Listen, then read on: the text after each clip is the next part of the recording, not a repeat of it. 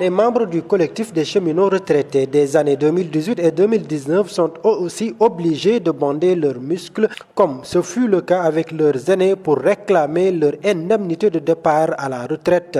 Ils ont tenu une assemblée générale ce lundi 27 devant la direction générale de Dakar Bamako Ferroviaire à Thiès. Nous réclamons nos indemnités de départ à la retraite. Donc, pour les détails, il faut savoir qu'en 2018, il y a eu 23 cas de retraités et 6 cas de décès. En 2019, il y a eu 50 cas de retraite et 6 cas de décès. Donc, ce qui fait en tout et pour tout quelque chose pratiquement comme 83-84 cas. Et la masse totale tourne autour de 441 millions. C'est un peu moins de 440 millions. Pour être un peu plus précis, c'est 440 millions 600 et quelques.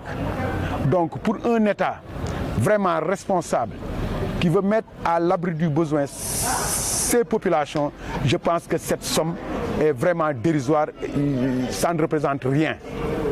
N'est-ce pas? Et quand on sait que pratiquement à l'heure où nous sommes, pour des activités politiques, l'État n'hésite pas de débourser des milliards. N'est-ce pas? Et là, nous ne commandons pas, nous demandons pas des faveurs. Nous réclamons tout juste notre dû. Après avoir rencontré les autorités administratives de Thiès, le ministre de tutelle et le chargé des affaires ferroviaires, ces retraités sont obligés de dérouler un plan d'action.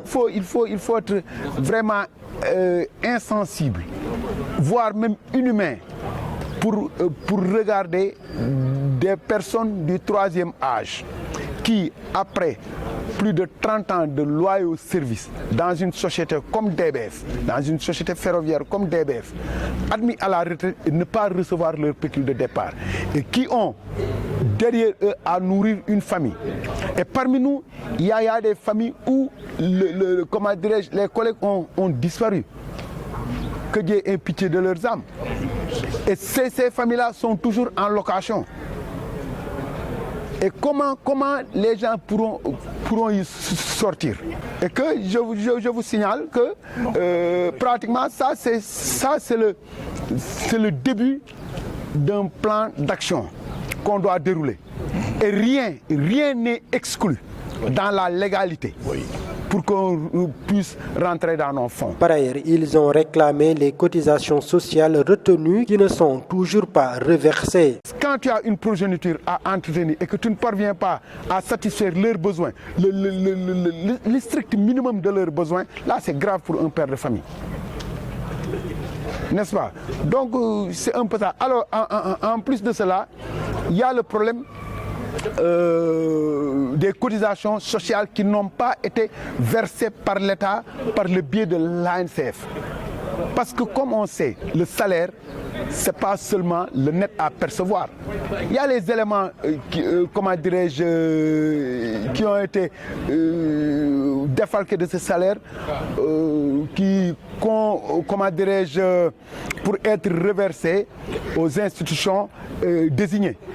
Et pendant que vous étiez en activité, on défalquait ces sommes-là? Oui, et encore, ça n'a pas été reversé. Et encore mieux, il y a des cotisations, parce que là, dans ce chemin de fer-là, il y a des associations et des daïres. Et là, on opère des coupures à la source, sur, volontaire de l'argent. Et là, ces sommes-là n'ont pas été reversées. Et là, on peut aussitôt dire que c'est un détournement d'objectif, parce que c'est notre dû. Les retraités ont quand même reçu le soutien des actifs qui, à travers le syndicat majoritaire dirigé par Mambaye Tounkara, se dit prêt à accompagner le plan d'action ainsi défini par les retraités.